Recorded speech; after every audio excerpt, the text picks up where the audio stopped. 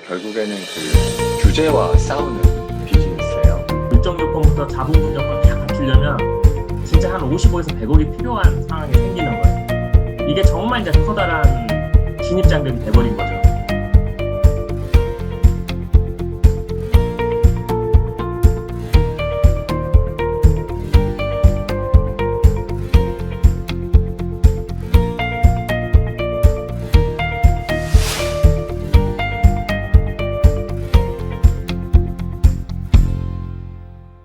오늘은 이제 핀테크 이제 특집으로 해서 케이타운 마피아를 준비했고요.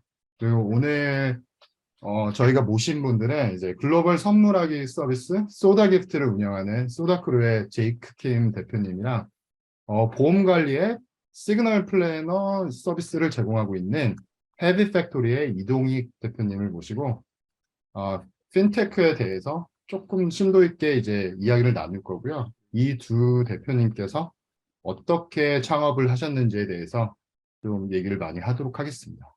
안녕하세요. 저는 소다 기프트를 운영하는 소다 크루의 제이크라고 합니다. 저희가 이제 한국에서 사업을 시작을 해서요. 저희 이제 고객이 주로 이제 해외, 북미에 많이 계시다 보니까 이제 미국 법인 설립을 하기 위해서 이제 제가 이제 미국에 나오게 되었고요. 미국 법인은 이제 2018년에 저희가 설립을 하였고, 제가 이제 미국 법인 대표를 맡아서 운영을 하고 있습니다. 저는 한국에서 마이데이터 사업자이자 핀테크 서비스, 온라인 금융 플랫폼 서비스인 시그널 플래너를 운영하고 있는 헤비팩토리 이동익이고요. 2022년 3월에 이제 미국에 저희가 한국에서 보험 서비스를 하던 회사가 미국에서 주택담보대출 로닝.ai 서비스를 런칭을 하고 현재 운영을 하고 있습니다. 창업을 할 때 이제 제일 궁금해하시는 부분 중에 하나가 이제 첫 시작을 할 때 누구랑 어떻게 시작했는지, 어떻게 보면 처음 시작할 때 시작할 때가 되게 궁금해하시는 것 같아요. 뭔가 이제 제품을 이제 개발을 하고 이제 만들어서 런칭하고 이런 거에는 이런 거에 좀 자신이 있었는데, 뭐 마케팅이나 그다음에 뭐 대외적인 활동이나 뭐 세일즈라든가 뭐 이런 쪽에는 좀 경험이 없었기 때문에 이제 직장에서 이제 동료랑 이렇게 이런저런 이렇게 얘기를 하다 보니까 뭐 자연스럽게 이제 창업에 대한 얘기가 나왔고, 그러면은 뭐 내가 기술 이런 거를 이제 맡을 테니 뭐 너는 이제 비즈니스를 맡아라, 뭐 이런 식으로 좀 뜻이 맞아가지고 사업 아이템에 대해서 같이 얘기도 하고 이렇게 좀 시작을 했던 것 같아요. 제가 한 1년에 꼭 3개국씩 여행을 갔어요. 그냥 저만의 버킷리스트. 1년에 한 번씩 무조건 여행을 가자. 근데 또 그때 당시 직장이다 보니까 돈이 많지 않다 보니 항상 경유를 해서 가다 보면 3개국을 항상 찍고 와요. 한 번 여행을 가게 되면. 그래서 이 공항이라는 곳과 어떤 외국에 가보면 우리가 뭐 고민하고 이랬던 뭐 기술이나 어떤 비즈니스나 이런 게 되게 많이 좀 보였던 것 같아요. 그러니까 똑같은 내용들을 가지고 누구는 안 보인다고 하는데, 근데 저 같은 경우는 그런 데서 계속 보게 되는 게 있었고, 그 상황에서 제가 이제 갑자기 메리츠화재라는 보험회사로 가게 됐어요. 보험회사를 가게 됐을 때, 가게 된 거는 보험을 전혀 모르는 IT를 가지고 융합을 할 줄 아는 어떤 포지션이 있었는데, 우연찮게 거기에 가게 됐고, 결국 보험회사에 있으면서 보험회사의 거의 모든 업무를 PI, 흔히 말하는 프로세스 이노베이션 업무를 좀 담당하게 됐어요. 당연히 IT 부문의 PI 업무로 담당하면서 저희 창업자분들과 정말 많이 싸웠죠. 나름 제가 이제 CEO 직속 조직에 있다 보니까 나름의 부서 갑질을 하면서 그분들하고 하다 보니 그분들이 일을 못하는 게 아니라 그분 위에 있는 뭐 리더라든지 아니면 회사의 문화라든지 이런 게 좀 이슈가 있어서 저는 저분들하고 좀 한번 창업을 해봤으면 좋겠다고 그냥 막연한 생각에 그분들한테 좀 제안을 했고, 저희는 메리츠화재에 있는 IT 부문에 있는 3명의 개발자들을 제가 설득을 해서 같이 좀 창업을 하게 됐습니다. 처음에 이제 창업을 하다 보면 이제 아이디어로 이제 시작을 하잖아요. 근데 이제 그 아이디어 자체는 어디서 나왔고, 그리고 그 아이디어를 갖고 어떻게 보면 비즈니스로 이제 만드신 거잖아요. 그 부분에 대해서 좀 설명해 주시면 감사하겠습니다. 근데 또 해외 송금이라는 그 아이템을 잡기 전에는 또 여러 가지 그런 중간 과정을 좀 거쳤던 것 같아요. 그러니까 제가 계속 직장 생활을 하면서 이것저것 이제 시도를 많이 해봤었거든요. 뭐 예를 들어서 뭐 어떤 아이디어가 있었냐면 뭐 전자책을 이용한 광고 사업 뭐 이런 것도 생각을 했었고 뭐 보험 에이전트와 뭐 소비자를 이어주는 뭐 중개 플랫폼 뭐 이런 것도 하여튼 다양한 아이디어를 생각을 하다가 그래도 우리가 금융인들인데 뭔가 그 파이낸스랑 관련된 것을 좀 해야 되지 않을까라고 이제 은행 웹사이트를 딱 연 다음에 그 은행이 제공하는 서비스들을 이렇게 하나하나 봤어요. 이 중에 우리가 혁신할 수 있는 게 뭐가 있을까? 이거 보다 보니까 해외 송금이 있더라고요. 그래서 그때 직장 동료 중에 이제 미국인 친구가 있었는데 그 해외에 돈 보내는 걸 너무 어려워해가지고 저희가 막 도와주면서 야 이게 해외에 돈 보내는 게 이렇게 힘들구나 그때 싶어가지고 이제 그렇게 해서 이제 해외 송금 아이템으로 사업을 시작을 했죠. 예, 하다가 소액 해외 송금 서비스를 했기 때문에 1년에 보낼 수 있는 금액에는 한도가 있습니다. 네, 은행 같이 뭐 이렇게 큰 돈을 보낼 수 있게 하지 않고 되게 금액 제한을 줬어요. 그 당시에 1년에 3만 불인가? 이 정도밖에 못 보냈기 때문에 그 이상 되는 돈은 이제 다른 식으로 돈을 보내시길 원하셨던 거죠, 고객들이. 그래서 그런 수요도 있었고 또 좋은 아이디어가 나와서 저희가 이제 뭐 소다 기프트 이런 그 선물을 보내는 사업으로 예, 피보팅을 하게 되었어요. 저희가 하고 있는 매년 뭐 내년에 무슨 사업 계획을 잡지, 그다음에 어떤 거를 개선해야지. 사실 이게 어떻게 보면 다 창업 거리가 되는 것 같아요.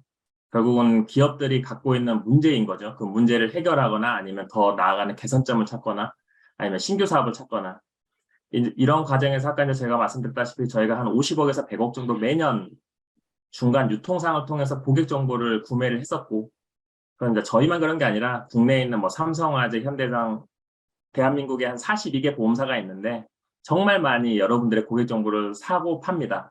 그 과정에서 사실상 고객들의 편익은 배제되어 있고 중간에 유통상들만 돈을 버는 구조인 거죠. 그런 상황에서 저희가 처음 하게 된 게, 야, 그러면 우리나라 5천만 명의 고객들의 어떤 생각들, 저 사람들이 단기적으로 어떤 제품과 서비스를 살 거라는 걸 우리가 알게 되면 결국 고객들의 어떤 정보를 우리가 알아야 될까? 예를 들면 오늘처럼 이렇게 여러분들과 계속 이야기를 나눠보면 나는 뭐 2개월 후에 차를 살 거야. 나는 2개월 후에 뭐 휴대폰을 바꿀 거야. 이런 걸 저희가 알 수 있는데 그런 걸 어떻게 알 수 있을까 하다가 처음에 제가 시그널 가계부라는 걸 좀 만들게 됐어요.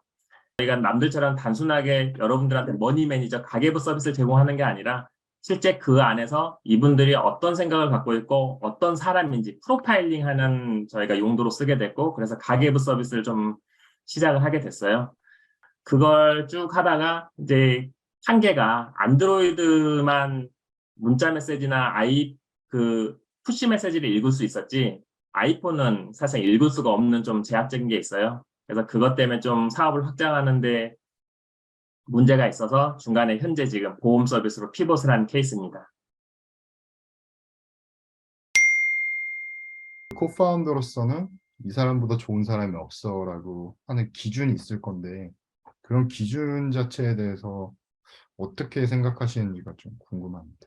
그러니까 그 지금 이제 한국에 있는 이윤세 대표하고 저하고 이제 그 처음에 가장 아이디어를 냈던 그렇게 두 명인데요. 음, 대화를 많이 했었고요. 항상 디테일에서는 서로 의견이 다른데, 큰 그림에서는 생각이 좀 항상 같았어요. 서로에 대한 양보도 많이 하는 것 같고, 또 이제 의견이 다르더라도 계속 듣고, 예. 그날 의견이 일치되지 않으면, 그 다음 주에 또 만나서 얘기하고, 또 뭐, 그 다음 주에 또 만나서 얘기하고, 어쨌든 뭔가 합의가 될 때까지 계속 얘기를 했던 것 같아요. 하여튼 계속 대화를 하려고 했고요. 예, 이게 되게 중요한 것 같습니다. 사실상 각자의 전문성을 인정해 주는 거. 그래서 이제 저는 이제 사업 모델을 기획하고 하는 거, 나머지는 다 개발 쪽은 저희 나머지 3명. 그렇게 좀 양분화가 되어 있었던 게 하나 있었고, 이제 지금의 현재 상황에 저희가 이제 정인호 공동대표랑 하고 있는 거는 이제 소다 크루와 마찬가지로 정말 대화 많이 하는 것 같아요. 특히 그래서 회사에서는 각자 일을 하다 보니까 대화를 많이 못 하는데, 오히려 이제 퇴근하고 나면 각자 집에 가고 전화 통화로만 2시간씩 통화하고, 결국 그런 상황에서 결국 회사의 어떤 목표나 비전을 동시에 바라보고, 어떻게 계속 회사가 그 시점마다 최적의 의사결정을 하냐, 이게 결국 좋은 코파운더가 되지 않을까 좀 싶습니다. 핀테크 이제 회사를 운영하시면서 힘드신 부분이 있으면 공유해 주시면 좋을 것 같고, 그 힘드신 부분에서 어떻게 이제 극복할 수 있는지. 그러니까 한국 같은 경우는 전자금융업이 그렇고 또 해외 송금업도 그랬고 미국에서 뭐 해외 송금 사업을 할 때도 그렇고 그 정부나 은행이 요구하는 그런 리퀘어먼트가 엄청 많습니다. 그래서 뭐 전산 설비 같은 경우도 지금에야 이제 클라우드가 허용이 되었지만 제가 준비할 때는 클라우드가 허용이 안 됐었어요. 그래서 한국의 IDC를 계약을 해서 막 돈 몇 억 들여가면서 거기에 전산 설비를 갖추고 막 거기에 무슨 뭐 화재도 준비가 되어 있어야 되고 뭐 하여튼 DR 사이트 그 디자스터 리커버리 사이트도 있어야 되고 아무튼 지금은 아마존이 다 해주는 것들인데 그런 것들을 다 하나하나 구현을 해야 됐었어요. 예, 그리고 이제 그런 것들에 대한 그 정책 문서들 그런 거 준비하는 게 너무 힘들고 그 라이센스 따는 게 진짜 너무 힘들었던 것 같고요. 앞으로 이제 뭐 그 투자 시장에 대해서 어떻게 생각하시는지 좀 궁금합니다.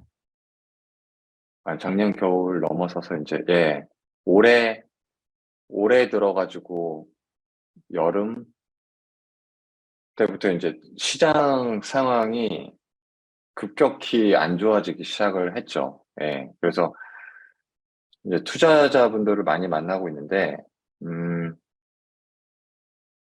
초반에는 그러니까 올해 초만 해도, 좀 시장 상황이 안 좋은데, 금방 반등하겠죠? 이러면서 이제 한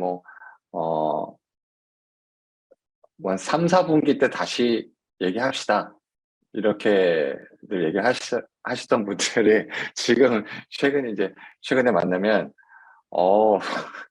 우리 내년 3, 4분기에 그때 얘기하자고 이렇게 얘기를 하세요. 예. 근데 김 대표님 말한 것처럼 사실상 지금 VC들이 아예 투자를 안 한다고 보시면 좀 될 것 같아요. 끝으로 이제 향후 목표에 대해서 말씀해 주시고 그리고 마치도록 하겠습니다. 저희 이제 비전이 그 국가 간의 장벽을 없애고 이제 사람과 사람이 잇는다가 저희 비전이라서요. 일단 지금은 한국, 캐나다, 미국 스토어만 있지만 최소 20개국 이상 상품을 이제 판매하고 이제 취급하는 게 이제 하나의 또 목표이고요. 그다음에 저희가 이제 주로 디지털 기프트 상품을 다루다 보니까 디지털 기프트 상품뿐만이 아니라 실제 이제 문 앞에 배송되는 오프라인 선물까지도 같이 서비스를 하는 게 일단 내년의 목표고요. 디지털 기프트 카드 선물할 때도 뭔가 실제로 선물 받는 그런 감동을 느끼게끔 이렇게 서비스를 아주 이제 이쁘게 만드는 게 저희의 목표입니다. 꿈꾸고 있는 것은 온라인 금융 지주 회사인 것 같아요. 기존에 이제 한국으로 따지면 시중은행, 신한은행, 국민은행이 오프라인의 은행 지점을 중심으로 사실 플랫폼 영업을 해왔었죠. 그래서 뭐 카드도 팔고 보험도 팔고 증권도 팔고 했었는데 이제 그 부분은 온라인상에서 누가 그 역할을 할 거냐, 그게 뭐 기존의 시중은행들도 경쟁하고 있고 카카오, 네이버, 토스도 경쟁을 하고 있는 상황에서 이제 저희 헤비팩토리도 같이 경쟁을 하고 있다고 좀 봐주시면 될 것 같고요. 저희가 뭐 1월부터 제가 가서 렌더사로 좀 전환하는 사업을 좀 진행을 할 계획을 갖고 있고, 저희도 이제 직접 중개가 아니라 직접 로닝.ai에서 고객들한테 모기지 대출을 할 수 있는 회사가 될 것 같습니다.